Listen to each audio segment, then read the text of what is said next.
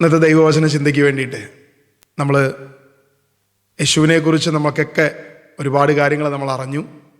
ഒരു ക്രിസ്ത്യാനി പിശാചിനെക്കുറിച്ചും ചില കാര്യങ്ങൾ അറിയണം എന്നുള്ളത് കഴിഞ്ഞ ബുധനാഴ്ചത്തെ നമ്മുടെ സൂം പ്രെയറിലൂടെ 1-2 വിഷയങ്ങൾ ഞാൻ സൂചിപ്പിച്ചു. അതിൻ്റെ ഒരു തുടർച്ച എന്ന വണ്ണം ചില കാര്യങ്ങൾ കൂടെ ഒന്ന് പറഞ്ഞ് നമുക്കൊന്ന് ചിന്തിച്ചു പോകാമെന്നുള്ളതാണ് ഇന്ന് വിചാരിക്കുന്നത്.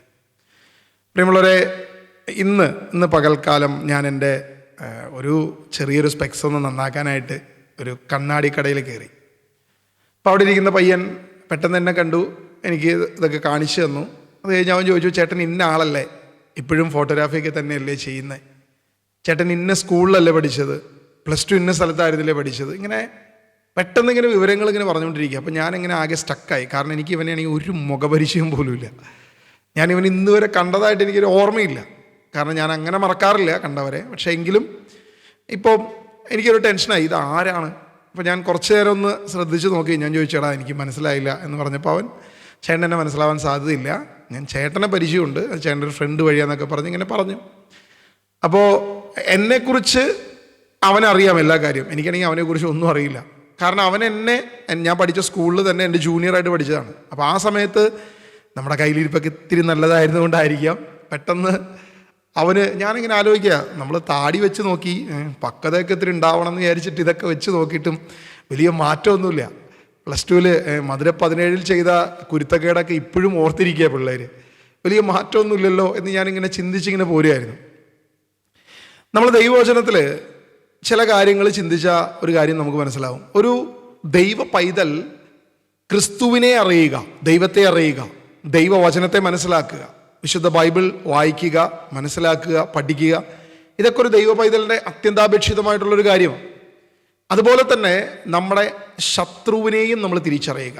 സാത്താൻ എന്ന നമ്മളെ നിത്യനാശത്തിലേക്ക് കൊണ്ടുപോകാൻ ആഗ്രഹിക്കുന്ന, നിത്യനരകത്തിലേക്ക് നമ്മളെ എത്തിക്കാൻ പ്രയത്നിക്കുന്ന നമ്മുടെ ശത്രുവായ സാത്താനെ കൂടെ നമ്മൾ തിരിച്ചറിയുക. അല്ലെങ്കിൽ അവൻ്റെ പ്രവർത്തനങ്ങൾ, അവൻ്റെ കുടിലതന്ത്രങ്ങൾ. നമ്മൾ കഴിഞ്ഞ വീഡിയോയിലൂടെ നമ്മൾ ശ്രദ്ധിച്ചു എങ്ങനെയാണ് അവൻ്റെ കുടിലതന്ത്രം. ഞാൻ നേരത്തെ പറഞ്ഞ പോലെ ആ പയ്യൻ എന്നെ അറിയും, വ്യക്തമായിട്ടറിയും. എനിക്ക് അവനെ കൃത്യമായിട്ട് അറിയില്ല. ഞാൻ അവനോട് ചോദിക്കേണ്ടി വന്നു. അവൻ എൻ്റെ ശത്രുവൊന്നുമില്ല, സ്നേഹിതനാണ്. ഇതുപോലെ നമുക്ക് പിശാചിനെ എത്രത്തോളം അറിയും, ക്രിസ്തുവിനെ അറിയാം, ദൈവത്തെ അറിയാം, ദൈവവചനത്തെ അറിയാം. ആ അറിവാണ് നമ്മളെ എവിടേക്ക് കൊണ്ടുവരുന്നത്? സാത്താനെക്കുറിച്ചും നമ്മുടെ ശത്രുവിനെക്കുറിച്ചുള്ള ചില അറിവുകളിലേക്ക് നമ്മളെ എത്തിക്കുന്നത്. ദൈവവചനത്തിൽ അപ്പസ്തോല പ്രവൃത്തി അതിൻ്റെ 19-ാമത്തെ അധ്യായം, ആ 19-ാമത്തെ അധ്യായത്തിൽ ഒരു ചെറിയൊരു വിഷയം നമ്മളൊന്ന് വായിച്ച് ഇന്നത്തെ വചനചിന്തയിലേക്ക് നമ്മളൊന്ന് കടന്നു പോവുകയാണ്. ആ 19-ാമത്തെ അധ്യായത്തിൽ നമ്മൾ ഇതിനു മുമ്പ് വായിച്ചിട്ടുള്ളവരൊക്കെ വായിച്ചിട്ടുണ്ടാകും. സ്ലേവായുടെ പുത്രന്മാർ എന്ന് പറയുന്ന ഒരു ഹെഡിങ്ങിൽ ഒരു കാര്യം തുടങ്ങുമ്പോൾ ആ 19-ാമത്തെ അധ്യായത്തിലെ 13-ാമത്തെ വാക്യം മുതലാണ് ഞാൻ ഇന്ന് വായിക്കാൻ ആഗ്രഹിക്കുന്നത്. പിശാചുബാധ ഒഴിപ്പിച്ചിരുന്ന ചില യഹൂദർ പൗലോസ് പ്രസംഗിക്കുന്ന യേശുവിൻ്റെ നാമത്തിൽ നിന്നോട് ഞാൻ കൽപ്പിക്കുന്നു എന്ന് പറഞ്ഞുകൊണ്ട് അശുദ്ധാത്മാക്കളുടെ മേൽ കർത്താവായ യേശുവിൻ്റെ നാമം പ്രയോഗിച്ചു നോക്കി. അതായത് പിശാചുബാധ ഒഴിപ്പിച്ചിരുന്ന ചില യഹൂദർ എന്നാണ് ഇവിടെ പറഞ്ഞിരിക്കുന്നത്.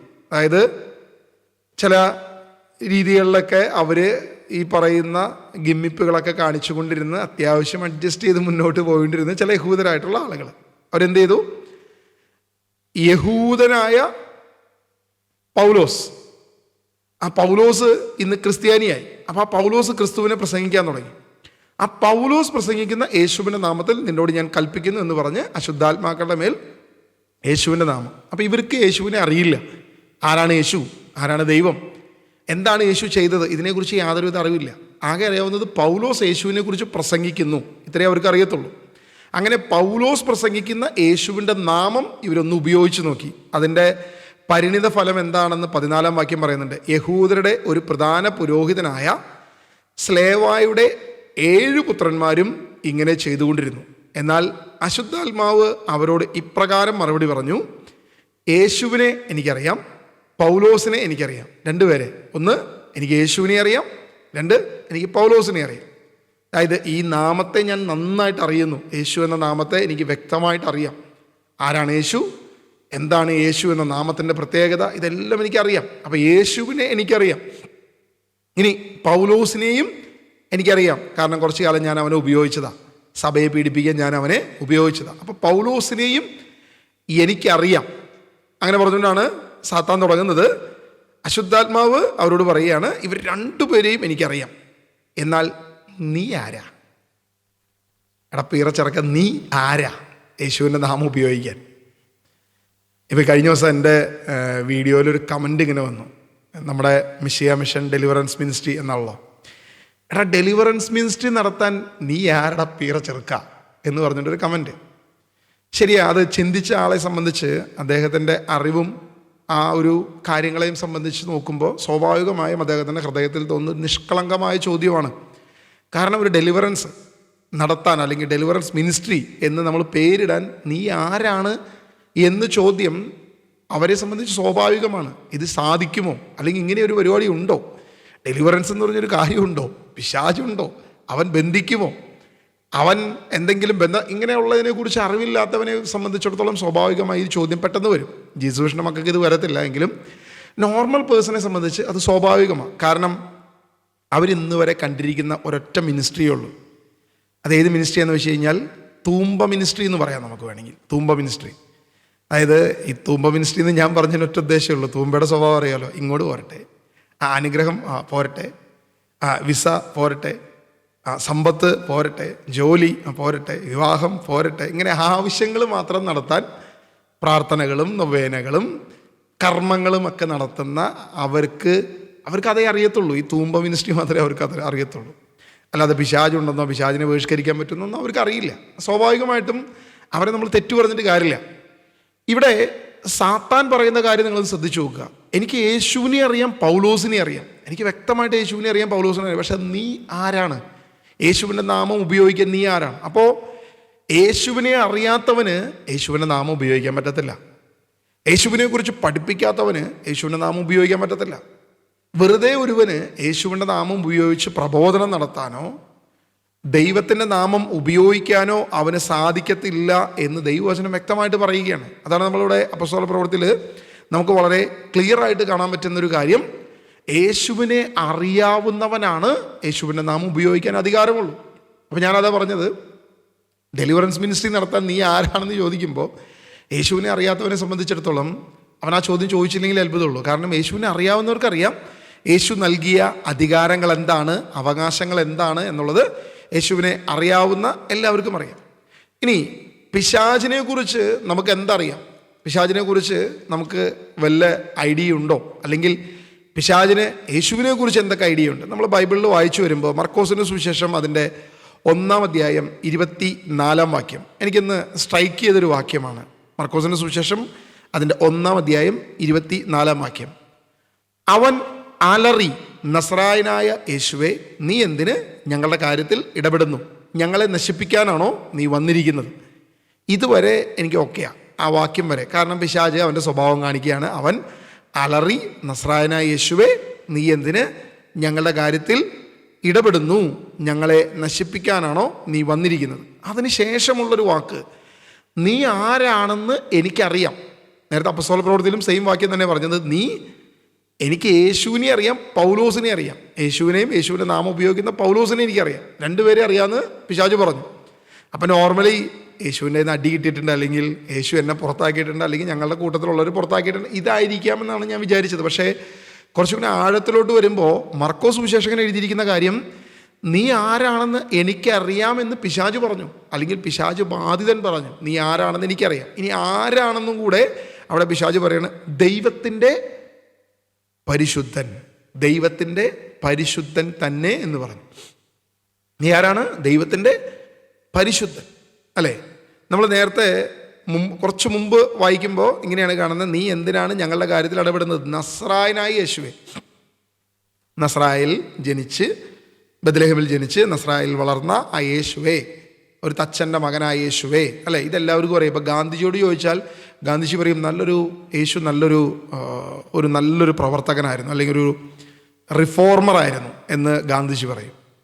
ഇനി വിവേകാനന്ദ സ്വാമി അദ്ദേഹവും യേശുവിനെ കുറിച്ച് പറഞ്ഞിട്ടുണ്ട്.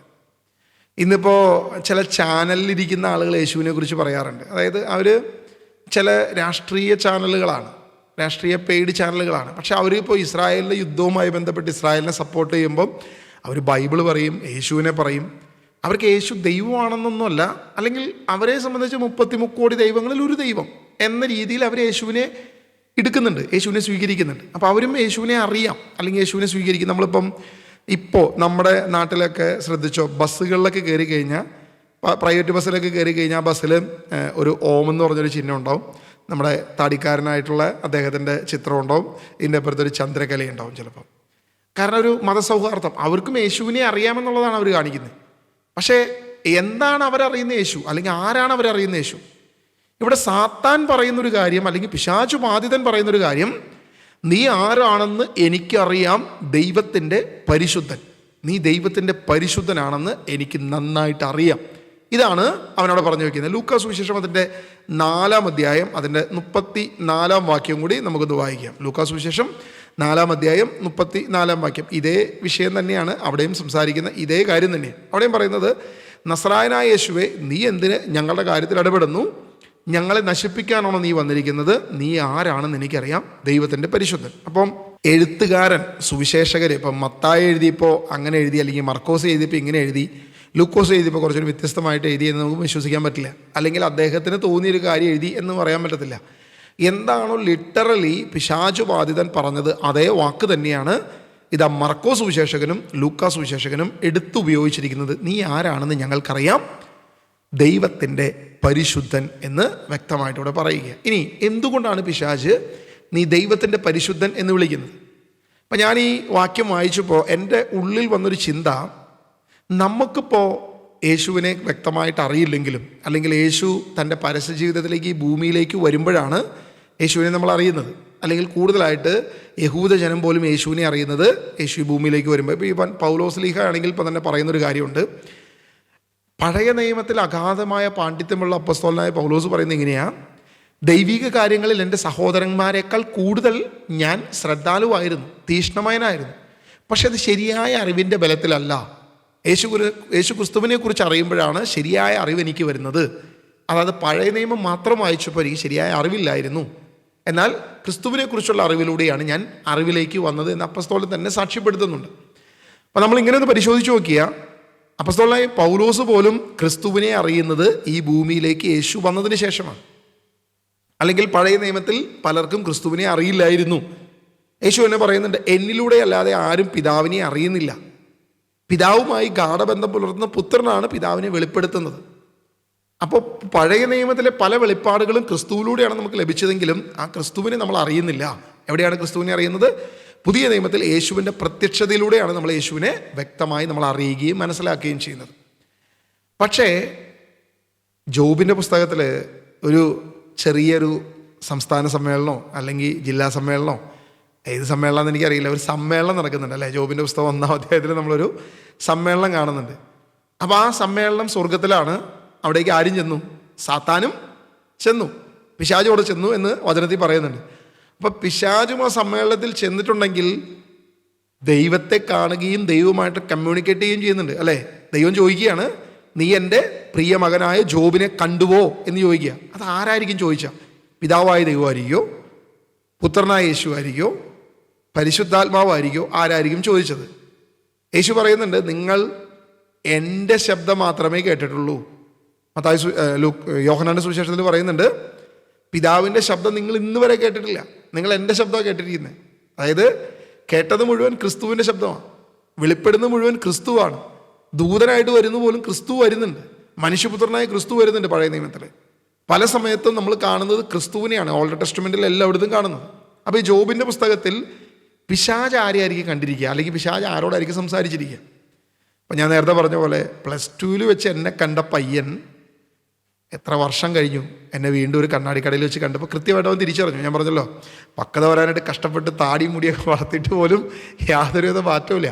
17 വയസ്സിൽ നമ്മൾ ചെയ്ത കുരുത്തക്കേട് അവൻ്റെ മനസ്സിൽ ഇപ്പോഴും കിടക്കുക.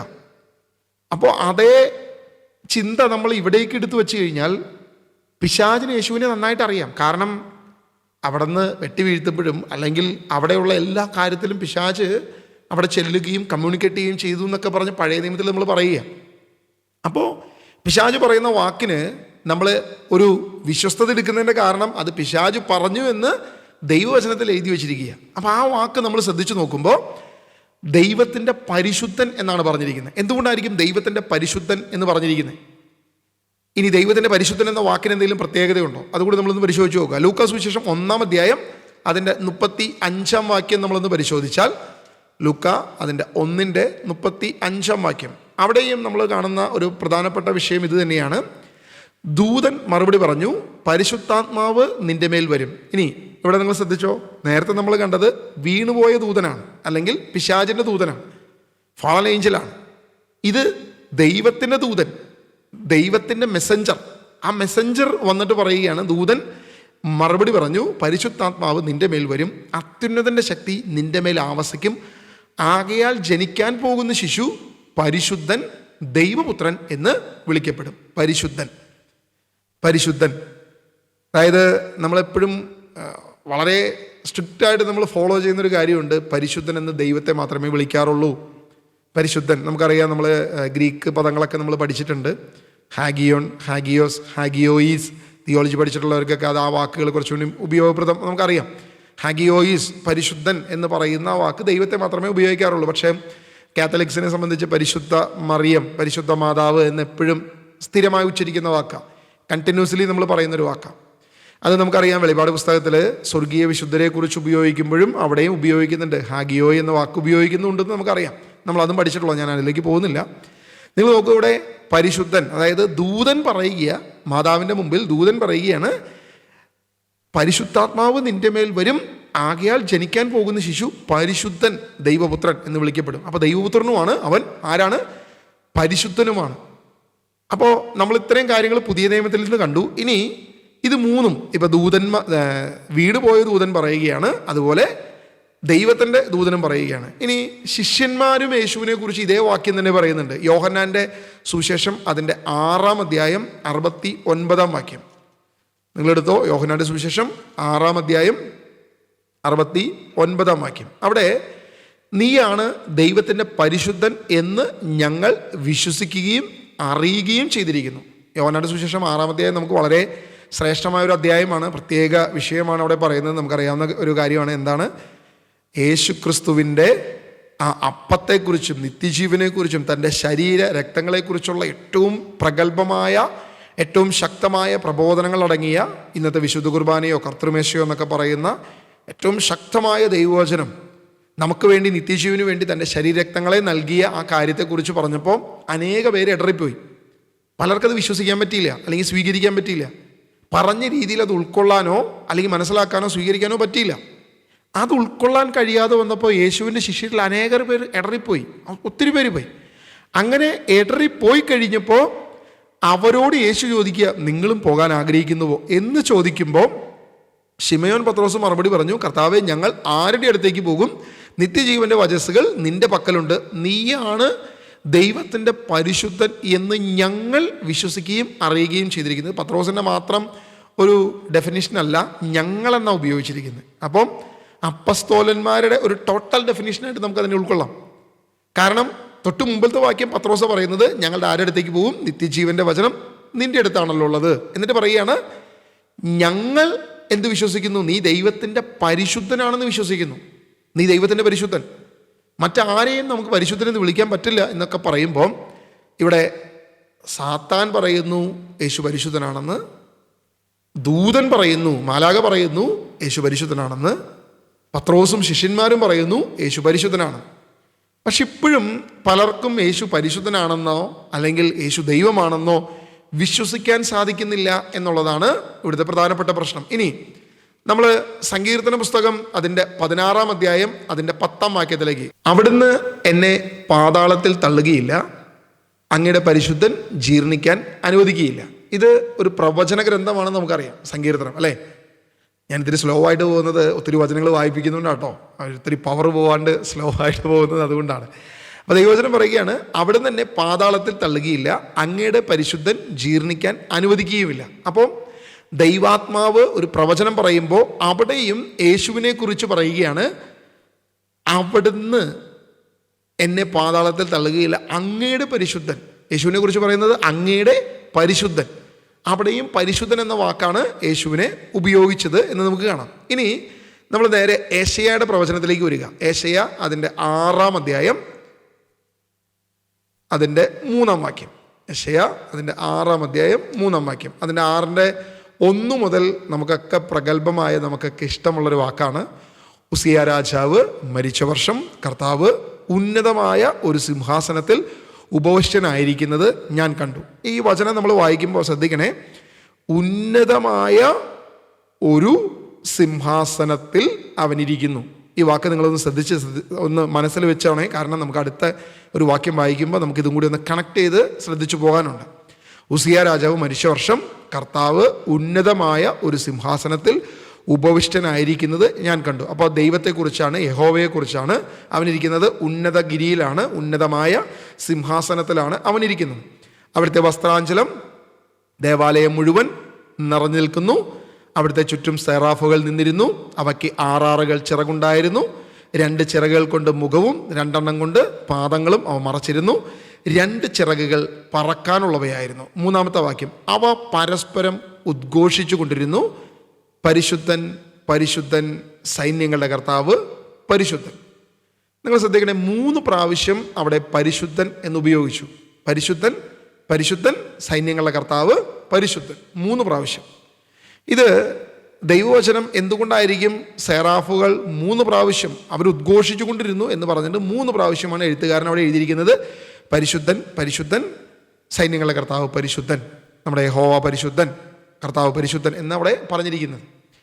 പിതാവായ ദൈവം പരിശുദ്ധൻ, പുത്രനായ ദൈവം പരിശുദ്ധൻ, പരിശുദ്ധാത്മാവായ ദൈവം പരിശുദ്ധൻ. ഇതാണ് അവിടുത്തെ ആശയം. അതായത് മാലാഖമാർ, സെറാഫുകൾ, ദൂതന്മാർ, സൈന്യം, സ്വർഗീയ സൈന്യം എല്ലാവരും ഒരുമിച്ച് ഉന്നതഗിരിയിലിരിക്കുന്ന ദൈവത്തെ വാഴ്ത്തുമ്പോൾ അവിടെ ഒരു ട്രിനിറ്റിയെ നമുക്ക് കാണുകയാണ്. പിതാവിനെ കാണുന്നു, പുത്രനെ കാണുന്നു, പരിശുദ്ധാത്മാവിനെ കാണുന്നു. പിതാവ് പരിശുദ്ധൻ, പുത്രൻ പരിശുദ്ധൻ, പരിശുദ്ധാത്മാവ് പരിശുദ്ധൻ. അതാണ് പരിശുദ്ധൻ പരിശുദ്ധൻ സൈന്യങ്ങളുടെ കർത്താവ് പരിശുദ്ധൻ എന്നുദ്ഘോഷിക്കുന്നത്. ഇന്ന് നമ്മുടെ വീഡിയോൻ്റെ അടിയിലൊരു കമൻ്റ് ഉണ്ട്, എവിടെയാണ് ത്രിയേക ദൈവം, ട്രിനിറ്റി എവിടെയാണ് കാണാൻ പറ്റുക, ബൈബിളിൽ എവിടെയാണുള്ളത്? കാരണം അത് 3-ാം നൂറ്റാണ്ടിന് ശേഷം കോൺസ്റ്റന്റൈൻ ചക്രവർത്തിയുടെ കാലത്ത് വന്നതാണ് എന്നൊക്കെ പറഞ്ഞിട്ട് ഒരു കമൻറ്റ്, ആരാണെന്ന് എനിക്കറിയത്തില്ല, ഒരു സഹോദരൻ ഇങ്ങനെ ഒരു കമൻറ്റ് ഇട്ടുണ്ടായിരുന്നു.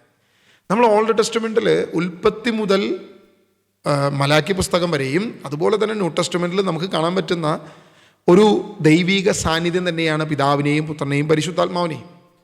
അപ്പോൾ സാത്താൻ അവിടെ അവൻ വരുമ്പോൾ അല്ലെങ്കിൽ യേശുവിനെ കാണുമ്പോൾ നീ ദൈവത്തിൻ്റെ പരിശുദ്ധൻ എന്ന് പറയുന്നത് വെറുതെ പറയുന്നതല്ല, ചുമ്മാ ഒരു തമാശയ്ക്ക് പറഞ്ഞതല്ല. നീ ദൈവത്തിൻ്റെ പരിശുദ്ധൻ എന്ന് അവിടെ പറയുന്നത് ഇത് പിതാവിനെയും പുത്രനെയും പരിശുദ്ധാത്മാവിനെയും അല്ല സൂചിപ്പിക്കുന്നത് എന്ന് വേണമെങ്കിൽ നമുക്ക് പറയാം. അങ്ങനെയല്ല, അത് അവർ റിപ്പീറ്റ് ചെയ്യുന്നതാണ്. അപ്പോൾ ജൽപ്പനം പറയുന്നതാണെന്നോ റിപ്പീറ്റ് ചെയ്യുന്നതാണെന്നോ വേണമെങ്കിൽ നമുക്ക് വെറുതെ അങ്ങനെ പറയാം. ഒരു തമാശയ്ക്ക് അങ്ങനെ ചിന്തിക്കാം, നമുക്കൊരു വാദത്തിന് വേണ്ടി നമുക്കൊന്ന് ചിന്തിച്ചു പോകാം. പക്ഷെ അങ്ങനെയാണെങ്കിൽ അവിടുത്തെ ഒരു പ്രശ്നമുണ്ട്. കാരണം 1-ാമത്തെ വാക്യം, ഉസിയ രാജാവ് മരിച്ച വർഷം കർത്താവ് ഉന്നതമായ സിംഹാസനത്തിൽ ഉപവിഷ്ടനായിരിക്കുന്നു. അപ്പം ദൈവത്തെയാണ്, ഉന്നതഗിരിയിലിരിക്കുന്ന സർവശക്തനായ യഹോവയാണ് അവിടെ പരിശുദ്ധൻ എന്ന് വിളിക്കുന്നത്. അങ്ങനെ പരിശുദ്ധൻ എന്ന് വിളിക്കുന്ന ആ പരിശുദ്ധൻ എന്ന വിളി കേട്ട് മനസ്സിലാക്കിയിരിക്കുന്ന ആ കാര്യങ്ങളെക്കുറിച്ച് അറിവുള്ള അതേ വ്യക്തി അല്ലെങ്കിൽ അതേ ദൂതൻ, വീണുപോയ ദൂതൻ അല്ലെങ്കിൽ പിശാച് ഇവിടെ യേശുവിനെ വിളിക്കുന്ന നീ ആരാണെന്ന് എനിക്കറിയാം, നീ ആരാണ്? ദൈവത്തിൻ്റെ പരിശുദ്ധൻ. അപ്പോൾ അത് കൃത്യമായിട്ട് ദൂതൻ അവിടെ പറയുന്നു. ദൂതൻ മാത്രമല്ല, എത്ര പേര് പറഞ്ഞു നോക്കുക, എത്രയോ പേര് അവിടെ വ്യക്തമായിട്ട് പറഞ്ഞു, നമ്മൾ ശ്രദ്ധിച്ചു നോക്കുക. ദൂതൻ പറഞ്ഞു, ശിഷ്യന്മാർ പറഞ്ഞു, ഇങ്ങനെ വീണുപോയ ദൂതനും അല്ലെങ്കിൽ ഗബ്രിയേൽ ദൂതനും പറയുന്നു.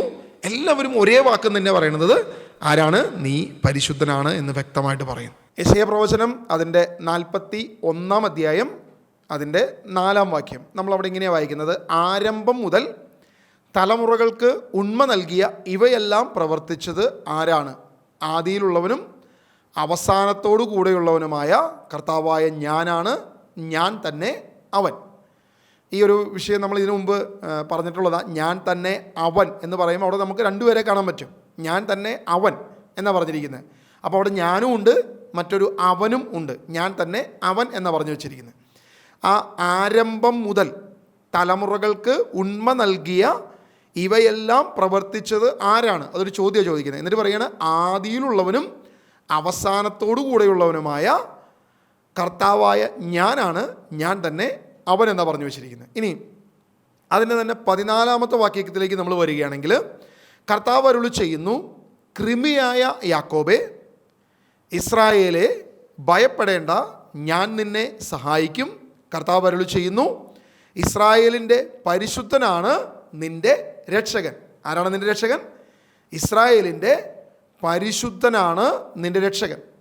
അപ്പോൾ ഇവിടെ നമ്മൾ യെശയ്യാ 6 വായിച്ചു, പല സ്ഥലത്തും നമ്മൾ കണ്ടു. ദൂതൻ പറയുന്നു, ശിഷ്യന്മാർ വിശ്വസിക്കുന്നു, ഗബ്രിയേൽ ദൂതൻ പറയുന്നു, എല്ലാവരും ഈ ദൈവത്തിൻ്റെ പരിശുദ്ധൻ അല്ലെങ്കിൽ ഇസ്രായേലിൻ്റെ പരിശുദ്ധൻ, ദൈവം പരിശുദ്ധൻ എന്നൊക്കെയുള്ള വാക്കുകൾ അവിടെ ഉപയോഗിച്ചിട്ട് യെശയ്യാ പ്രവചനത്തിലേക്ക് ആ പ്രവചന ആത്മാവ് വന്നിട്ട് പറയുകയാണ്, ഞാനാണ് അവൻ. അവിടെ 2 പേരെ നമുക്ക് കാണാം. എൻ്റെയും അവൻ്റെയും പ്രത്യേകത എന്താണ്? ഞങ്ങൾ 2 പേരും ആരംഭം മുതൽ, തലമുറകൾക്ക് ഉണ്മയായ സമയം മുതൽ ഞങ്ങളാണ് പ്രവർത്തിച്ചത്. ഞങ്ങൾ ആദിയിലുള്ളവനാണ്, ഞങ്ങൾ അവസാനം വരെ ഉള്ളവനുമാണ് എന്ന് പറഞ്ഞു വെച്ചിട്ട് അതിന് താഴോട്ട്, അതിൻ്റെ ഇടയിൽ ഒത്തിരി വാക്യങ്ങൾ നമ്മൾ ഡീറ്റെയിൽ ആയിട്ട് വായിക്കാനുണ്ട്. ഞാൻ അത് അത്രയും ഡീപ്പായിട്ട് പോവാതെ നിങ്ങളത് സമയമുള്ളപ്പോൾ നിങ്ങൾ വായിച്ചു കഴിഞ്ഞാൽ നിങ്ങൾക്ക് തന്നെ ദൈവാത്മാവ് വെളിപ്പെടുത്തും. എന്നിട്ട് അതിൻ്റെ 14-ാമത്തെ വാക്യത്തിലേക്ക് വരുമ്പോൾ പറയാണ്, കർത്താവ് അരുളി ചെയ്യുന്നു, കൃമിയായ യാക്കോബേ, ഇസ്രായേലെ ഭയപ്പെടേണ്ട, ഞാൻ നിന്നെ സഹായിക്കും. അപ്പം നമ്മളാണ് ഇവിടെ കൃമിയായ യാക്കോബും ഇസ്രായേലും. എന്താണ് നമ്മൾ കൃമിയായ യാക്കോബും ഇസ്രായേലാണെന്ന് പറയുന്നതിൻ്റെ കാരണം? പുതിയ നിയമ ഇസ്രായേൽ നമ്മളാണ്, അല്ലേ? പുതിയ നിയമ സഭ നമ്മളാണ്. അപ്പോൾ പുതിയ നിയമ യാക്കോബിൻ്റെ സന്താനവും ഇസ്രായേൽ സന്താനങ്ങളും നമ്മളാണ്. നമ്മൾ വെറും കൃമിയാണ്, പ്രത്യേകിച്ച് കഴിവുകളൊന്നും ഇല്ലാത്ത ഒരു നോർമൽ സാധാരണ വ്യക്തികളാണ് നമ്മൾ. അപ്പോൾ നമ്മളോട് ദൈവത്തിൻ്റെ ആത്മാവ് പറയുകയാണ്, ഭയപ്പെടേണ്ട, ഞാൻ നിന്നെ സഹായിക്കും, ഞാൻ നിൻ്റെ കൂടെ ഉണ്ടാകും, ഞാൻ നിന്നെ എല്ലാ കാര്യത്തിലും ഹെൽപ്പ് ചെയ്യും, ഞാൻ നിന്നെ സഹായിക്കും എന്ന് പറഞ്ഞിട്ട് പറയുകയാണ്, കർത്താവ് അരുളി ചെയ്യുന്നു, ഇസ്രായേലിൻ്റെ പരിശുദ്ധനാണ് നിൻ്റെ രക്ഷകൻ. അപ്പോൾ 2 കാര്യങ്ങൾ. ഒന്ന്, അവിടെ പരിശുദ്ധൻ എന്ന വാക്ക് ഉപയോഗിച്ചിരിക്കുന്നു. ആരാണ് പരിശുദ്ധൻ? ഇസ്രായേലിൻ്റെ പരിശുദ്ധൻ. ആ പരിശുദ്ധനാണ് നിൻ്റെ രക്ഷകൻ എന്നാണ് പറഞ്ഞിരിക്കുന്നത്. രക്ഷകൻ എന്ന വാക്ക് നമുക്കറിയാം, അവിടെ ഉപയോഗിച്ചിരിക്കുന്നത് യഹോശുവ, യഹോവ രക്ഷിക്കുന്നു. ആ രക്ഷകൻ എന്ന് അതാണ് അവിടെ പറഞ്ഞു വെച്ചിരിക്കുന്ന കാര്യം. നമുക്ക് യേശുവിൻ്റെ ആ യഹോശുവ അല്ലെങ്കിൽ യഹോവ എന്ന നാമം, അവനെ യഹോശുവ എന്ന നാമത്തിൽ അറിയപ്പെടണം എന്നൊക്കെ ദൂതൻ വന്ന് പറയുമ്പോഴും യഹോവ രക്ഷിക്കുന്നവൻ എന്ന അർത്ഥത്തിലാണ് അവിടെ പറഞ്ഞു വരുന്നത്. അപ്പോൾ നിന്നെ രക്ഷിക്കാൻ ഒരേ ഒരുവരേ ഉള്ളൂ. അവനാരാണ്? അവൻ യഹോവ രക്ഷിക്കുന്നു എന്ന നാമത്തിൽ വരുന്ന യഹോശുവയാകുന്ന കർത്താവായ യേശു ക്രിസ്തുവാണ്. അവൻ പരിശുദ്ധനാണ് എന്നുകൂടെ ഇവിടെ പ്രവാചകൻ പറഞ്ഞു വയ്ക്കുക. അവനാണ് പരിശുദ്ധൻ, അവൻ ഞാൻ തന്നെയാണ്, ഞാനാണ് അവൻ എന്നുകൂടെ യെശയ്യാ 4:4 ഇവിടെ പറഞ്ഞു വെച്ചിരിക്കുക. ഇനി 41-ന്റെ 20-ാം വാക്യം കൂടി നമ്മൾ വായിച്ചു കഴിഞ്ഞാൽ നമുക്ക് ഒരു കാര്യം കൂടി നമുക്കവിടെ മനസ്സിലാകും. 41-ന്റെ 20, ഇസ്രായേലിൻ്റെ പരിശുദ്ധൻ ഇവയെല്ലാം സൃഷ്ടിച്ചുവെന്നും അവിടുത്തെ കരങ്ങളാണ് ഇവയെല്ലാം ചെയ്തതെന്നും മനുഷ്യർ കണ്ട് അറിയുവാനും ചിന്തിച്ചു മനസ്സിലാക്കുവാനും വേണ്ടി തന്നെ. അപ്പോൾ ഇസ്രായേലിൻ്റെ പരിശുദ്ധൻ ആരാണ് എന്നുകൂടെ പറയുകയാണ്. ഇസ്രായേലിൻ്റെ പരിശുദ്ധൻ സൃഷ്ടാവാണ്, അവൻ ദൈവമാണ്. അപ്പം നമ്മൾ ചിന്തിച്ചു വെച്ച വിഷയം, യേശു ആരാണെന്ന് പിശാചിന് അറിയാം. എന്തറിയാം? യേശു ദൈവമാണെന്ന് പിശാചിന് വ്യക്തമായിട്ട് അറിയാം.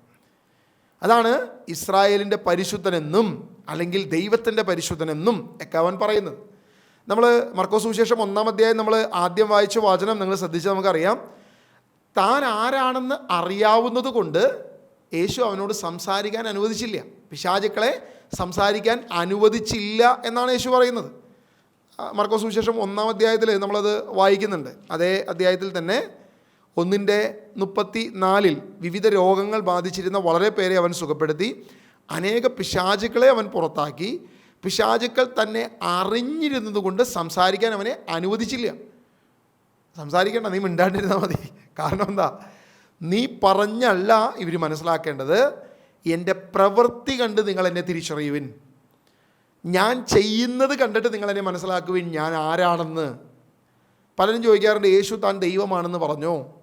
യേശു താൻ ദൈവമാണെന്ന് അവകാശപ്പെട്ടുവോ? അനേക വചനങ്ങളിലൂടെ യേശു താൻ ദൈവമാണെന്ന് പറഞ്ഞിട്ടുണ്ട്. അനേക വാക്യങ്ങളിലൂടെ യേശു താൻ ദൈവമാണെന്ന് വ്യക്തമായിട്ട് പറഞ്ഞിട്ടുണ്ട്. അപ്പോഴും നമ്മൾ അടുത്തൊരു ചോദ്യം ചോദിക്കുകയാണ്, താൻ ദൈവമാണെന്ന് വ്യക്തമായൊരു ലിറ്ററലി ഒരു വാക്ക് പറഞ്ഞോ? അങ്ങനെയും പറഞ്ഞിട്ടുണ്ട്, താൻ ദൈവമാണെന്ന് തന്നെ ലിറ്ററലി പറഞ്ഞിട്ടുണ്ട്. ശിഷ്യന്മാരെ അത് അംഗീകരിക്കുമ്പോഴും ആരാധിക്കുമ്പോഴും യേശു അത് അംഗീകരിക്കുന്നുണ്ട്.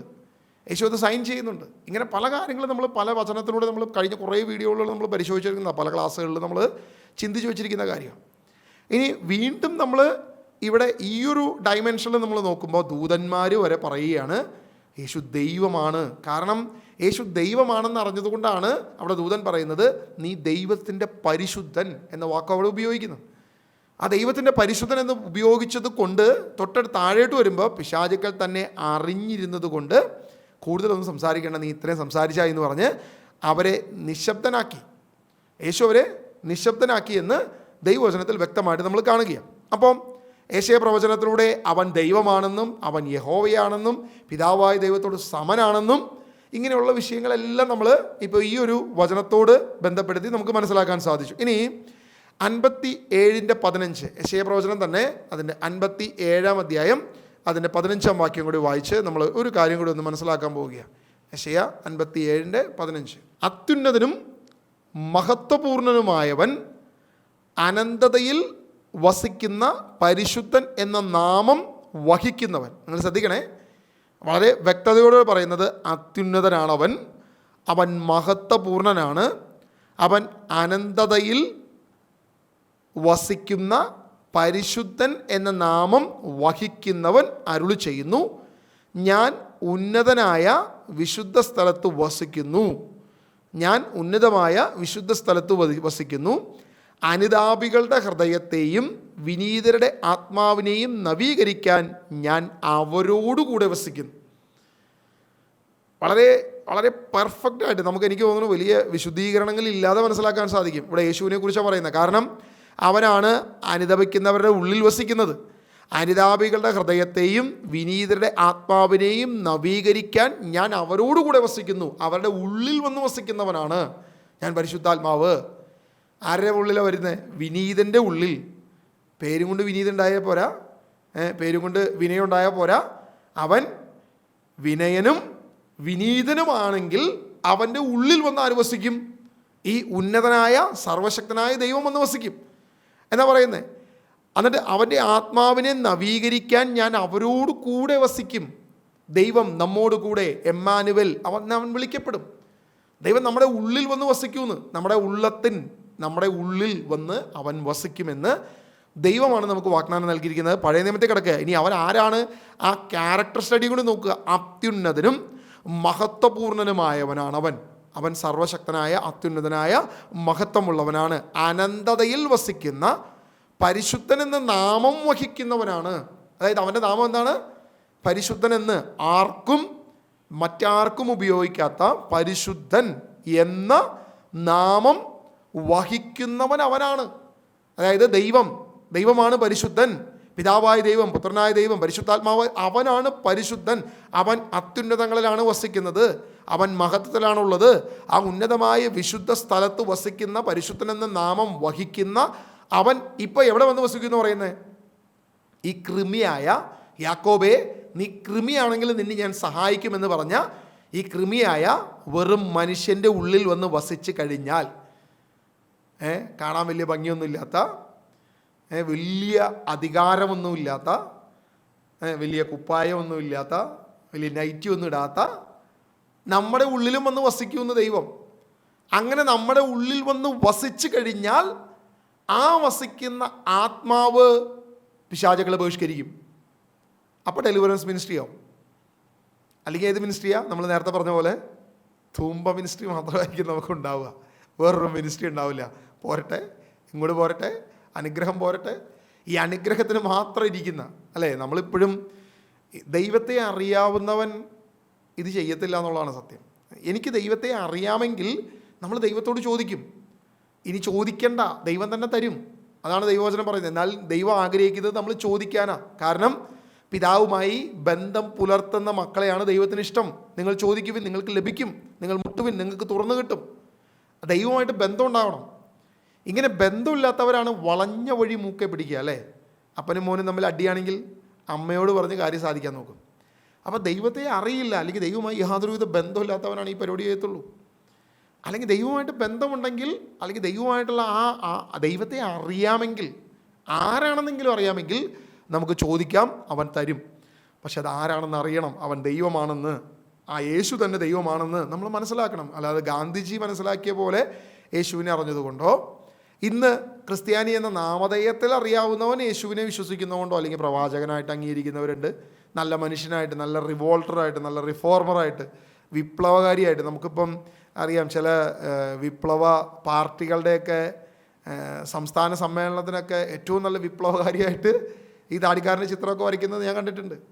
പോസ്റ്ററുകളിൽ, അവരുടെ പോസ്റ്ററുകളിലും കട്ടൗട്ടറുകളിലൊക്കെ ഈ പടമാണ് കാണുന്നത്. കാരണം ഏറ്റവും നല്ല അതായത് ചെഗുവേരയുടെ കൂടെയും ഇപ്പുറത്ത് നിൽക്കുന്ന മറ്റാൾ നമ്മുടെ താടിക്കാരനാണ്. അപ്പോൾ അവർ വിചാരിച്ചിരിക്കുന്നത് ഇതൊരു റിഫോർമറായിട്ടാണ്, അല്ലെങ്കിൽ അവരുടെ ചിന്ത അങ്ങനെയാണ്, വിപ്ലവകാരി, അങ്ങനെ അവർക്ക് മനസ്സിലായിട്ടുള്ളൂ. പക്ഷേ യേശു ദൈവമാണെന്ന് അവർ അറിയുന്നില്ല. ഇവിടെ സാത്താൻ പറയുകയാണ്, അല്ലെങ്കിൽ ദൂതന്മാർ പറയുന്നു, ശിഷ്യന്മാർ പറയുന്നു, അപ്പസ്തോലന്മാർ പറയുന്നു, ഇവരെല്ലാം യേശുവിനെ ദൈവമായി സ്വീകരിക്കുകയും അംഗീകരിക്കുകയും ഏറ്റുപറയുകയും ചെയ്യുകയാണ്. അങ്ങനെ പറയുന്നവർക്ക് ദൈവം കൊടുക്കുന്ന ഒരു പ്രധാനപ്പെട്ട വിഷയമാണ്, നമ്മളതാണ് ഇപ്പോൾ യെശയ്യാ പ്രവചനം അതിൻ്റെ 57:15 വായിച്ചത്. അവൻ ഉന്നതത്തിലിരിക്കുന്ന ദൈവം, അവൻ ഈ കൃമിയായ മനുഷ്യൻ്റെ ഉള്ളത്തിൽ വന്ന് വസിക്കും. വിനീതനായ നമ്മുടെ ഉള്ളിൽ വന്ന്, ആ വിനീതനാണെങ്കിൽ അവൻ വന്ന് വസിക്കുമെന്ന് ദൈവത്തിൻ്റെ വചനം പറയുന്നു. വീണ്ടും മർക്കോസിൻ്റെ സുവിശേഷം തന്നെ നമുക്ക് എടുക്കാം. അതിൻ്റെ 1-ാം അധ്യായം 34-ാം വാക്യം കൂടി നമുക്കൊന്ന് വായിച്ചു പോകാം. മർക്കോസിൻ്റെ സുവിശേഷം 1-ാം അധ്യായം അതിൻ്റെ 34-ാം വാക്യം. അവിടെയും പിശാചുക്കളെ പുറത്താക്കിക്കൊണ്ട്, 34 മർക്കോസിൻ്റെ സുവിശേഷം 3-ാം അധ്യായം 11-ാം വാക്യം. മർക്കോസിൻ്റെ സുവിശേഷം 3-ാം അധ്യായം അതിൻ്റെ 11-ാം വാക്യം. അവിടെ വചനം എങ്ങനെ പറയുന്നത്? അശുദ്ധാത്മാക്കൾ അവനെ കണ്ടപ്പോൾ അവൻ്റെ മുൻപിൽ വീണു, നീ ദൈവപുത്രനാണെന്ന് വിളിച്ചു പറഞ്ഞു. അപ്പം ദൈവാത്മാവ് നമ്മുടെ ഉള്ളിലുണ്ടെങ്കിൽ, ഇവിടെ യേശുവിനെ കണ്ടപ്പോൾ എന്ത് ചെയ്തേ? പിശാച് ഓടി ഒളിച്ചു, അല്ലെങ്കിൽ അവൻ്റെ മുമ്പിൽ വീണ് വിളിച്ചു പറഞ്ഞു, നീ ദൈവപുത്രനാണെന്ന് വിളിച്ചു പറഞ്ഞു. പൗലോസ് സഭയെ പീഡിപ്പിച്ചപ്പോൾ ദൈവം പറയുന്നത്, കർത്താവായ യേശുക്രിസ്തു പറയുന്നത്, നീ പീഡിപ്പിച്ചത് എന്നെയാണെന്ന് പറയുക. ആരെ പീഡിപ്പിച്ചേ? ദൈവത്തിൻ്റെ ആത്മാവ് വസിക്കുന്നവരെ, ദൈവത്തിൻ്റെ പരിശുദ്ധാത്മാവ് ഉള്ളത്തിൽ വസിക്കുന്ന വിശ്വാസികളെയാണ് പൗലോസ് പീഡിപ്പിച്ചത്. അതായത് ചുമ്മാ പേരിന് ക്രിസ്ത്യാനി എന്ന് പറയുന്നവനെ അല്ല, സഭയിൽ പേരുള്ളവനെ അല്ല, പള്ളി കമ്മിറ്റിയിൽ പേരുള്ളവനെയും ബാഡ്ജ് ഉള്ളവനെയും അല്ല പൗലോസ് പീഡിപ്പിച്ചത്. ആരെ പീഡിപ്പിച്ചത്? വിശ്വാസിയെ, ദൈവത്തിൻ്റെ സഭയിൽ അംഗത്വം ദൈവം ചേർത്തവനെ, അനുദിനം അവരെ, വിശ്വസിക്കുന്നവരെ സഭയിലേക്ക് ചേർത്തുകൊണ്ടിരുന്നുവെന്ന് ദൈവം സാക്ഷ്യപ്പെടുത്തിയ വിശ്വാസികളെയാണ് അവർ പീഡിപ്പിച്ചത്. അവിടെയാണ് കർത്താവ് പറഞ്ഞത്, നീ എന്നെയാണ് പീഡിപ്പിച്ചത് എന്ന് പറഞ്ഞു. അതേ മർക്കോസിന് സുവിശേഷം 3-ാം അധ്യായം 14-15 വാക്യങ്ങൾ നിങ്ങൾ ശ്രദ്ധിച്ചേ. 14-15 വാക്യങ്ങളിൽ വരുമ്പോൾ, തന്നോടുകൂടെ ആയിരിക്കുന്നതിനും പ്രസംഗിക്കാൻ അയക്കുന്നതിനും പിശാചുക്കളെ ബഹിഷ്കരിക്കുന്നതിനും അധികാരം നൽകുന്നതിനുമായി അവർ 12 പേരെ നിയോഗിച്ചു. അപ്പസ്തോലന്മാരെ വിളിച്ചത് ഏതൊക്കെ കാര്യത്തിന് വേണ്ടിയിട്ടാണ്? 1, പ്രസംഗിക്കുക, തന്നോടുകൂടെ ആയിരിക്കുക, പിശാചുക്കളെ ബഹിഷ്കരിക്കുക. ഇന്നിപ്പോൾ അപ്പസ്തോലിക സഭകളെന്ന് പറയുന്ന, അല്ലെങ്കിൽ അപ്പസ്തോലിക പിന്തുടർച്ച അവകാശം എന്ന് പറയുന്ന എത്ര പേര് ഇത് ചെയ്യുന്നുണ്ട്? ഈ 3 കാര്യം എന്തൊക്കെയാണ്? 1, ക്രിസ്തുവിനെ പ്രസംഗിക്കണം, ദൈവത്തെ പ്രസംഗിക്കണം. ഈ കഴിഞ്ഞ ദിവസം തന്നെ ഒരു ചേട്ടൻ വിളിച്ചിട്ട് പറഞ്ഞു, നീ മാതാവിനെ പ്രസംഗിച്ചില്ലെങ്കിൽ നീ പിശാചാണെന്നാണ് പുള്ളി പറഞ്ഞത്. എന്തോ വാക്ക് ഉപയോഗിച്ചു, ഞാൻ മറന്നുപോയി, എന്തോ ഒരു വാക്ക് ഉപയോഗിച്ചു. നീ മാതാവിനെ പ്രസംഗിക്കണം, മാതാവിനെ പ്രസംഗിച്ചില്ലെങ്കിൽ നിൻ്റെ പ്രസംഗം പൂർണ്ണമല്ല. അടുത്ത ദിവസം വീഡിയോ ഇടാനായിട്ട് ഞാൻ ആ ഓഡിയോ സേവ് ചെയ്ത് വെച്ചിട്ടുണ്ട്.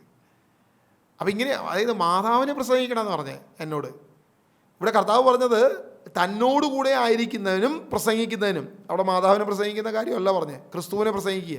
പൗലോസ് അപ്പോസ്തലൻ പറയുന്നുണ്ട്, ക്രിസ്തുവിനെ കുറിച്ചല്ലാതെ മറ്റൊന്നിനെ കുറിച്ച് ഞാൻ ആഗ്രഹിക്കുന്നില്ല, ചിന്തിക്കുന്ന പോലുമില്ല. കാരണം മറ്റെല്ലാം എനിക്ക് വേസ്റ്റ് ആണെന്നാണ് പൗലോസ് അപ്പോസ്തലൻ പറയുന്നത്. അതായത് ഞാൻ യഹൂദനാണ്, ഞാൻ ബെഞ്ചമിൻ ഗോത്രത്തിൽ പിറന്നതാണ്, ഞാൻ ശരീരത്തിൽ പ്രത്യാശ അർപ്പിക്കാൻ കഴിയുന്നവനാണ്, ഞാൻ നിയമം പാലിക്കുന്നവനാണ്, ഫരിസേയനാണ് എന്നൊക്കെ പറഞ്ഞിട്ട് പറയുക. അതെല്ലാം ഉച്ഛിഷ്ടമായി കരുതി ഞാൻ അതെല്ലാം വലിച്ചെറിയുന്നു. ക്രിസ്തുവിനെക്കുറിച്ചുള്ള അറിവ് മാത്രം ശ്രേഷ്ഠം, അതല്ലാതെ മറ്റൊന്നും ശ്രേഷ്ഠമല്ല.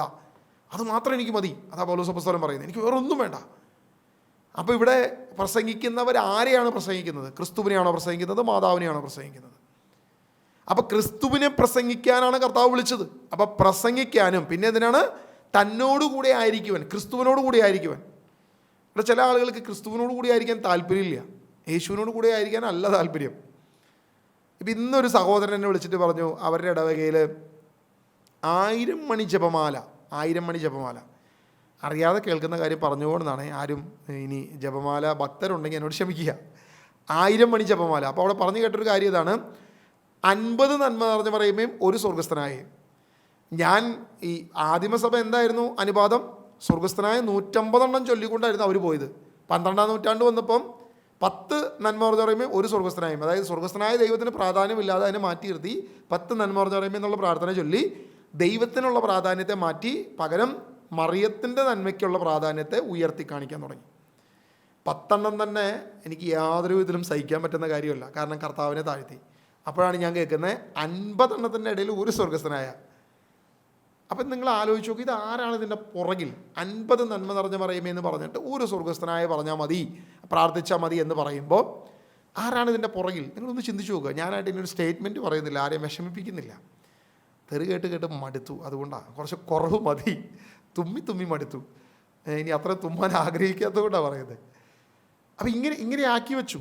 അപ്പോൾ കർത്താവ് പറയാം, എന്നോടുകൂടെ ആയിരിക്കാൻ, ക്രിസ്തുവിനോട് കൂടി ആയിരിക്കാൻ, ക്രിസ്തുവിനെ പ്രഘോഷിക്കാൻ. ഇവിടെ ഇപ്പോൾ ആർക്കും താല്പര്യമില്ല, ക്രിസ്തുവിനോട് കൂടി ആയിരിക്കാൻ ആർക്കും താല്പര്യമില്ല. പകരം 1000 മണി ജപമാല ചൊല്ലി മാതാവിനോട് കൂടെ ആയിരിക്കാൻ അവിടെ എല്ലാവർക്കും ഇഷ്ടം. യേശുവിനോട് കൂടെ ആയിരിക്കും ഇവിടെ ആർക്കും താല്പര്യമില്ലെന്ന്. അപ്പം തന്നോടുകൂടെ ആയിരിക്കാനും അവനെ പ്രസംഗിക്കാനും ക്രിസ്തുവിൻ്റെ സുവിശേഷത്തെ പ്രസംഗിക്കാനുമാണ് ദൈവം തിരഞ്ഞെടുത്തതെങ്കിൽ ആ 2 ക്വാളിറ്റി ഉള്ളവർക്ക് 3ാമത്തെ ക്വാളിറ്റി ഉണ്ടാവും. എന്ത്? പിശാചുക്കളെ ബഹിഷ്കരിക്കാൻ അധികാരവും ഉണ്ടാകും. സുവിശേഷം പ്രസംഗിക്കാനുള്ള അധികാരം, ക്രിസ്തുവിനോട് കൂടെ ആയിരിക്കാനും തിരഞ്ഞെടുക്കപ്പെട്ടവർക്ക് പിശാചിനെ ബഹിഷ്കരിക്കാൻ പറ്റും. അപ്പോൾ അവർ ചോദിക്കില്ല, ആരാടാ ഡെലിവറൻസ് മിനിസ്ട്രി, നിനക്ക് ആരാടാ അധികാരം നൽകിയേ ഡെലിവറൻസ് മിനിസ്ട്രിക്ക് എന്ന് അവർ ചോദിക്കത്തില്ല. പകരം അവർക്കറിയാം, കാരണം ഈ കാര്യങ്ങളുണ്ടെങ്കിൽ, ഈ കാര്യം ഉണ്ടെന്നൊരുവൻ വിശ്വസിക്കുകയാണെങ്കിൽ ഞാൻ ക്രിസ്തുവിനോട് കൂടെയാണ്, ഞാൻ ക്രിസ്തുവിനെയാണ് പ്രഘോഷിക്കുന്നത്. ഈ 2 വിശ്വാസം ഒരുവനിലുണ്ടെങ്കിൽ അവൻ്റെ കൂടെ ദൈവത്തിൻ്റെ ആത്മാവ് ഉണ്ടാവും, ദൈവം വസിക്കും, ദൈവത്തിൻ്റെ പരിശുദ്ധാത്മാവ് അവനിലൂടെ പ്രവർത്തിക്കുകയും ചെയ്യുമെന്നാണ് ദൈവത്തിൻ്റെ വചനം പറയുന്നത്. ഇനി യോഹന്നാൻ്റെ ലേഖനം കൂടെ നമുക്കൊന്ന് എടുത്തു പോകാം. 1 യോഹന്നാൻ്റെ ലേഖനം 4-ാം അധ്യായം അതിൻ്റെ 1 മുതൽ വാക്യങ്ങൾ നമ്മളൊന്ന് വായിച്ചു കഴിഞ്ഞാൽ നമുക്കറിയാം. 1 യോഹന്നാൻ അതിൻ്റെ 4:1 നമുക്കൊക്കെ പരിചയമുള്ള വാക്യമാണ്. പ്രിയപ്പെട്ടവരെ, എല്ലാ ആത്മാക്കളെയും നിങ്ങൾ വിശ്വസിക്കരുത്, ആത്മാക്കളെ പരിശോധിച്ച് അവ ദൈവത്തിൽ നിന്നാണോ എന്ന് വിവേചിച്ചറിവിൻ. പല വ്യാജ പ്രവാചകന്മാരും ലോകത്തെല്ലാം പ്രത്യക്ഷപ്പെട്ടിരിക്കുന്നു. ദൈവത്തിൻ്റെ ആത്മാവിനെ നിങ്ങൾക്ക് ഇങ്ങനെ തിരിച്ചറിയാം: യേശു ക്രിസ്തു ശരീരം ധരിച്ചു വന്നു എന്ന് ഏറ്റുപറയുന്ന ആത്മാവ് ദൈവത്തിൽ നിന്നാണ്. ഇത് തന്നെ എംബർ റഹ്മാനുവിൻ്റെ അടുത്ത് അവർ വീണ്ടും ശരീരം ധരിച്ചു വന്നിട്ടുണ്ടെന്ന് പറഞ്ഞ് പുള്ളി ഇപ്പോൾ പഠിക്കുകയാണെന്നൊക്കെ പറയുന്ന പഠനങ്ങളുണ്ട്. അതിലേക്ക് നിങ്ങൾ തെറ്റിദ്ധരിച്ചു പോകരുത്. എന്നിട്ട് പറയുകയാണ്, യേശുവിനെ ഏറ്റുപറയാത്ത ആത്മാവ് ദൈവത്തിൽ നിന്നല്ല, വരാനിരിക്കുന്നു എന്ന് നിങ്ങൾ കേട്ടിട്ടുള്ള അന്തിക്രിസ്തുവിൻ്റെ ആത്മാവാണ്. അത് ഇപ്പോൾ തന്നെ ലോകത്തിലുണ്ട്. കുഞ്ഞുമക്കളെ, നിങ്ങൾ ദൈവത്തിൽ നിന്നുള്ളവരാണ്, നിങ്ങൾ വ്യാജ പ്രവാചകന്മാരെ കീഴ്പ്പെടുത്തിയിരിക്കുന്നു. എന്തെന്നാൽ നിങ്ങളിൽ ഉള്ളവൻ ലോകത്തിലുള്ളവനേക്കാൾ വലിയവനാണ്. ആ വാക്യമാണ് എനിക്ക് ഏറ്റവും ഇഷ്ടം. ഒന്ന്, നിങ്ങളുടെ ഉള്ളിലുള്ളവൻ, നിങ്ങളുടെ ഉള്ളത്തിൽ ആരാണോ ഉള്ളത് അവൻ ലോകത്തിലുള്ളവനേക്കാൾ വലിയവനാണ്. നിങ്ങളുടെ ഉള്ളിലുള്ളത് ആരാ? യേശുവാണോ നിങ്ങളുടെ ഉള്ളിലുള്ളത്? യേശു നിങ്ങളുടെ ഉള്ളിലുണ്ടെങ്കിൽ, യേശു നിങ്ങളുടെ ഉള്ളിലുണ്ടെന്ന് നിങ്ങൾ വിശ്വസിക്കുന്നുണ്ടെങ്കിൽ, നമുക്ക് പിശാചിനെക്കുറിച്ച് കേൾക്കുമ്പോൾ ചിലർക്ക് പേടിയാണ്, അല്ലെങ്കിൽ പിശാചിനെക്കുറിച്ചുള്ള ക്ലാസ്സുകൾ കേൾക്കുമ്പോൾ ചിലർക്ക് പേടി വരും. എനിക്ക് പണ്ടുണ്ടായിട്ടുള്ള, അതായത് പഴകുളം പാസിൽ പിശാചിനെക്കുറിച്ച് ഇങ്ങനെ തുടരെ കേൾക്കുമ്പം എനിക്ക് തന്നെ ഒരു ടെൻഷനായിരുന്നു. ഇവൻ ഇങ്ങനെയൊക്കെയാണോ, ഇവൻ ഇങ്ങനെയൊക്കെ ഉണ്ടോ, വൃത്തികെട്ടവൻ, നമുക്കിഷ്ടമല്ല അവനെ, ഇങ്ങനെയൊക്കെ ആയിരുന്നു. പക്ഷെ കൂടുതൽ കേൾക്കുമ്പോൾ നമുക്ക് ഇറിറ്റേഷനായിരിക്കും. ചിലർക്ക് പെട്ടെന്ന് ഇറിറ്റേഷൻ വരും. പക്ഷെ ഒരു കാര്യം നമ്മൾ വിശ്വസിക്കണം, എൻ്റെ ഉള്ളിൽ ആരാ വസിക്കുന്നത്, എൻ്റെ ഉള്ളത്തിൽ ആരാ വസിക്കുന്നത്? ദൈവത്തിൻ്റെ ആത്മാവ്, ക്രിസ്തു എൻ്റെ ഉള്ളിൽ വസിക്കുകയാണ്. അപ്പോൾ ദൈവം തന്നെ പറയും, നിങ്ങളുടെ ഉള്ളിലുള്ളവൻ ലോകത്തിലുള്ളവനേക്കാൾ ശക്തനാണ്. പിന്നെ എന്തിനാണ് നിങ്ങൾ ഭയക്കുന്നത്? നിങ്ങൾ എന്തിനാ പേടിക്കുന്നത്? അവനെ നിങ്ങൾ പേടിക്കേ വേണ്ട. കാരണം നിങ്ങളുടെ ഉള്ളിലുള്ളവൻ ആ ലോകത്തിലുള്ളവനേക്കാൾ ശക്തനാണ് എന്ന് പറയുക. എന്നിട്ട് പറയുകയാണ്, നിങ്ങൾക്ക് എന്തൊക്കെ കൃപ നിങ്ങൾക്ക് തന്നിട്ടുണ്ട്. അന്തിക്രിസ്തുവിൻ്റെ ആത്മാവിനെ തിരിച്ചറിയാം, വ്യാജ പ്രവാചകന്മാരെ നിങ്ങൾക്ക് മനസ്സിലാക്കാൻ പറ്റും, അതുപോലെ യേശു ക്രിസ്തുവിനെ ഏറ്റുപറയാത്തവനെ നിങ്ങൾക്ക് തിരിച്ചറിയാൻ പറ്റും. യേശുവിനെ മാത്രം പറയത്തില്ല. ഒരു പത്രമുണ്ട്, കൃപാസനം പത്രം, ഞാൻ അരിച്ചു പറക്കി വായിച്ചു നോക്കിയിട്ടുണ്ട്. യേശുവിൻ്റെ പേര് മാത്രം അവർക്ക് വേണ്ട. ഒരു പത്രത്തിൽ ഒരു പ്രാവശ്യമെങ്കിലും ആ പേരുണ്ടെങ്കിൽ ഓക്കെ, നമ്മൾ ഹാപ്പിയാണ്. ഒരു പ്രാവശ്യം എങ്ങാനും കണ്ടാലായി, അത്രയേ ഉള്ളൂ, അതിനപ്പുറത്തോട്ടില്ല. അത്രയും കഷ്ടമാണ് ഇവരുടെ കാര്യത്തിൽ. ഒരു പ്രാവശ്യം ഒക്കെയാണ് ഈ പേരുണ്ടാവത്തുള്ളൂ. ഇവിടെ വചനം വ്യക്തമായിട്ട് പറയുക, യേശുവിനെ ഏറ്റുപറയാത്ത ആത്മാവ് അവൻ ദൈവത്തിൽ നിന്നല്ല. യേശുവിനെ ഏറ്റു പറയുന്നുണ്ടോ നിങ്ങൾ നോക്കണം. യേശുവിനെയാണോ പുകഴ്ത്തുന്നത്, യേശുവിനെയാണോ ഉയർത്തുന്നത്, യേശുവിനെയാണോ ഉയർത്തുന്നത് എന്ന് നമ്മൾ നോക്കണം. അങ്ങനെ യേശുവിനെ ഉയർത്തുന്നതാണെങ്കിൽ അവൻ്റെ ഉള്ളിൽ ആരുണ്ട്? യേശുവിൻ്റെ ആത്മാവുണ്ട്, യേശുവുണ്ട്. അങ്ങനെ യേശു അവൻ്റെ ഉള്ളിലുണ്ടെങ്കിൽ അവൻ എന്ത് ചെയ്യാൻ പറ്റും? പിശാചിനെ ബഹിഷ്കരിക്കാൻ പറ്റും. കാരണം നിങ്ങളുടെ ഉള്ളിലുള്ളവൻ ലോകത്തിലുള്ളവനേക്കാൾ ശക്തനാണെന്ന് ദൈവത്തിൻ്റെ വചനം പറഞ്ഞു വയ്ക്കുക. നമ്മൾ ശ്രദ്ധിക്കണേ, നമ്മൾ ഒന്ന് പിശാചിനെ അറിയണം, പിശാചിൻ്റെ സ്വഭാവത്തെ മനസ്സിലാക്കണം, അവൻ്റെ കുടിലതന്ത്രത്തെ അറിയണം. ദൈവത്തിൽ നിന്നുള്ള ശ്രദ്ധ മാറ്റി, ക്രിസ്തുവിൽ നിന്നുള്ള ശ്രദ്ധ മാറ്റി മറ്റെന്തിലേക്കെങ്കിലും കൊണ്ടുപോകുന്നുണ്ടെങ്കിൽ നിങ്ങൾ തിരിച്ചറിയുക, നിങ്ങളുടെ ഉള്ളിൽ ദൈവത്തിൻ്റെ ആത്മാവ് വസിക്കുന്നില്ല.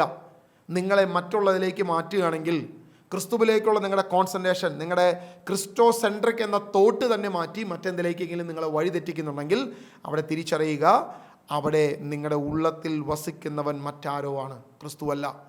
ക്രിസ്തുവാണ് നിങ്ങളുടെ ഉള്ളിൽ വസിക്കുന്നതെങ്കിൽ നിങ്ങൾ സാത്താനെ ഭയക്കത്തില്ല, പിശാചിനെ നിങ്ങൾ ബഹിഷ്കരിക്കും, സാത്താനെ നിങ്ങൾ ഓടിക്കും. അവനുമായി നിങ്ങൾക്ക് എപ്പോഴും ഒരു യുദ്ധമുണ്ടാകും. ആ യുദ്ധത്തിലായിരിക്കും നിങ്ങൾ മുന്നോട്ട് പോകുന്നത്. ദൈവമാണ് നമ്മുടെ ഉള്ളത്തിൽ വസിക്കുന്നതെങ്കിൽ പിശാചിനെക്കുറിച്ചുള്ള ബോധ്യം, അന്തിക്രിസ്തുവിൻ്റെ ആത്മാവിനെക്കുറിച്ചുള്ള ബോധ്യം, വ്യാജ പ്രവാചകനെക്കുറിച്ചുള്ള ബോധ്യം, ഇതെല്ലാം നിങ്ങൾക്ക് ലഭിക്കും. നിങ്ങൾ ഈ ബോധ്യത്തിലാണ് നിങ്ങൾ മുന്നോട്ട് പോകുന്ന ഈ കാര്യം നിങ്ങൾക്ക് മനസ്സിലാക്കാൻ പറ്റും. എന്നാൽ അതേ സാത്താനാണ് നിങ്ങളുടെ ഉള്ളിലുള്ളതെങ്കിൽ, ഈ അന്തിക്രിസ്തുവിൻ്റെ ആത്മാവാണ് നിങ്ങളുടെ ഉള്ളിലുള്ളതെങ്കിൽ ഒരിക്കലും ക്രിസ്തുവിനെ നിങ്ങളെ കാണിക്കത്തില്ല. ക്രിസ്തുവിൽ നിന്ന് നിങ്ങളെ ഹൈഡ് ചെയ്യും, മറയ്ക്കും. യേശുവിനെ മറയ്ക്കും, അവൻ്റെ കാൽവരി ക്രൂശിനെ മറയ്ക്കും, രക്ഷയെ മറയ്ക്കും, രക്ഷകനെ മറയ്ക്കും, പരിശുദ്ധനെ മറയ്ക്കും. എന്നാൽ ദൈവത്തിൻ്റെ ആത്മാവാണ് നമ്മുടെ ഉള്ളിലുള്ളതെങ്കിൽ യെശയ്യാ പ്രവചനം അതിൻ്റെ 6-ാം അധ്യായത്തിൽ നമ്മൾ വായിച്ചതുപോലെ ഉസിയ രാജാവ് ആ ഉന്നത സിംഹാസനത്തിൽ ഇരിക്കുന്ന, ആ ഉസിയ രാജാവിൻ്റെ കാലത്ത് മരിച്ച വർഷം നമ്മൾ കാണുകയാണ്, ദൈവം ഉന്നത സ്വർഗീയ സിംഹാസനത്തിലിരിക്കുന്നു, അവനെ പരിശുദ്ധൻ പരിശുദ്ധൻ പരിശുദ്ധൻ എന്ന് ഉദ്ഘോഷിക്കുന്ന മാലാഖമാരെ നമുക്ക് കാണാൻ പറ്റും. അപ്പോൾ നമുക്ക് ദൈവത്തെ വിളിക്കാൻ പറ്റും, അവൻ പരിശുദ്ധൻ, അവൻ പരിശുദ്ധൻ, പിതാവ് പരിശുദ്ധൻ, പുത്രൻ പരിശുദ്ധൻ, പരിശുദ്ധാത്മാവ് പരിശുദ്ധൻ. യേശുവിനെ, പരിശുദ്ധനായ ദൈവത്തെ, പരിശുദ്ധനായ കർത്താവായ യേശുവിനെ, ഉന്നതഗിരിയിലിരിക്കുന്ന യേശുവിനെ, സർവശക്തനായ യേശുവിനെ, ആദി മുതലേ ഉള്ളവനെ, അവനാണ് ഞാൻ എന്ന് പറഞ്ഞവനെ, ആദിയും അന്തവുമായവനെ, ഈ ഭൂമിയെ സൃഷ്ടിച്ചവനെ, സകല സൃഷ്ടിയുടെയും അധിപനായവനെ നീ അറിയുന്നുവെങ്കിൽ, നിനക്ക് ആ യേശുവിനെ അറിയാമെങ്കിൽ എന്ത് ചെയ്യാൻ പറ്റും? പിശാചുക്കളെ ബഹിഷ്കരിക്കാൻ പറ്റും. ദൈവം അതിനുള്ള കൃപ തരും. ദൈവം അതിനുവേണ്ടി നമ്മളെ ഒരുക്കും. നമുക്കതിനുള്ള അധികാരങ്ങളും ശക്തിയും നൽകും. ഇത് കേട്ടിട്ട് ഓടിപ്പോയി ശക്തമായ പിശാചുകൾക്കെതിരെ ഒന്നും പോയി ശാസന പ്രാർത്ഥന നടത്താനല്ല ഞാൻ പറഞ്ഞത്. അതിന് ദൈവം ഒരുക്കും. അതിനുള്ള റിസർച്ചുകളും മറ്റു കാര്യങ്ങളിലേക്ക് നമ്മളെ ദൈവം ഒരുക്കും. ദൈവം നമ്മളെ ശക്തിപ്പെടുത്തും, ബലപ്പെടുത്തും. പക്ഷേ നമ്മളൊരു കാര്യം മനസ്സിലാക്കണം, നമ്മുടെ ഉള്ളത്തിൽ വസിക്കുന്നവൻ ആരാണ്? ലോകത്തിലുള്ളവനേക്കാൾ ശക്തനാണ് എന്നൊരു ബോധ്യം നമുക്കുണ്ടാകണം. നമ്മുടെ മേൽ പ്രവർത്തിക്കുന്ന പിശാചുക്കളെ നമ്മൾ ബഹിഷ്കരിക്കണം. അതിനുള്ള കൃപ നമുക്ക് ദൈവം തരും. നമ്മുടെ തലയിൽ കൈവച്ചോ, നമ്മുടെ ഉള്ളത്തിൽ വസിക്കുന്ന, അല്ലെങ്കിൽ നമ്മുടെ ശരീരത്തിൽ പ്രലോഭനമായി കടന്നു വരുന്ന, പാപത്തിലേക്ക് നമ്മളെ നയിക്കുന്ന, ക്രിസ്തു സെൻറ്ററായി നിൽക്കുന്ന ആരാധനയിൽ നിന്ന് നമ്മളെ വഴിതെറ്റിക്കുന്ന, ക്രിസ്റ്റോ സെൻട്രിക്കിൽ നിന്ന് നമ്മളെ മാറ്റുന്ന, ദൈവത്തിൻ്റെ പരിശുദ്ധിയെ ഇല്ലാതാക്കാൻ ശ്രമിക്കുന്ന, ദൈവിക നാമത്തെ ഉപയോഗിക്കാതിരിക്കാൻ നോക്കുന്ന ആ മേഖലകളെ നമുക്ക് തിരിച്ചറിയാൻ ദൈവം കൃപ നൽകും. അവൻ അങ്ങനെ ചെയ്യുന്നവൻ പിശാചാണെന്ന് നമുക്ക് ബോധ്യം നൽകും. അവിടെയാണ് വെറുതെ നമ്മൾ യേശുവിൻ്റെ നാമം സ്ലേവായുടെ മക്കൾ ഉപയോഗിച്ചതുപോലെ പൗലോസ് ഉപയോഗിക്കുന്ന, അല്ലെങ്കിൽ പൗലോസ് പ്രസംഗിക്കുന്ന യേശുവിൻ്റെ നാമത്തിൽ. അപ്പോൾ യേശുവിനെ കുറിച്ച് ഏത് ചോദ്യത്തിനും മറുപടി പറയാൻ പറ്റണം നമുക്ക്. യേശു എനിക്ക് ആരാണ്? യേശു എങ്ങനെയാണ്? യേശു ദൈവമാണോ? ഇങ്ങനെ വചനത്തിലൂടെ, നമ്മളിപ്പോൾ എത്ര വചനത്തിലൂടെ നമ്മൾ പോയേ, ഇങ്ങനെ വചനത്തിലൂടെ നമുക്ക് യേശുവിൻ്റെ ദൈവത്വത്തെയും അനുഭവത്തിലൂടെ, പ്രവൃത്തിയിലൂടെ, പ്രാക്ടിക്കൽ സൈഡിലൂടെ ഈ ദൈവത്തിൻ്റെ അനുഭവങ്ങൾ നമുക്കുണ്ടാകുമ്പോൾ ദൈവം നമ്മെ ഉയർത്തും, ദൈവം നമ്മെ അനുഗ്രഹിക്കും, ദൈവത്തിൻ്റെ അനുഗ്രഹം നമുക്കുണ്ടാകും.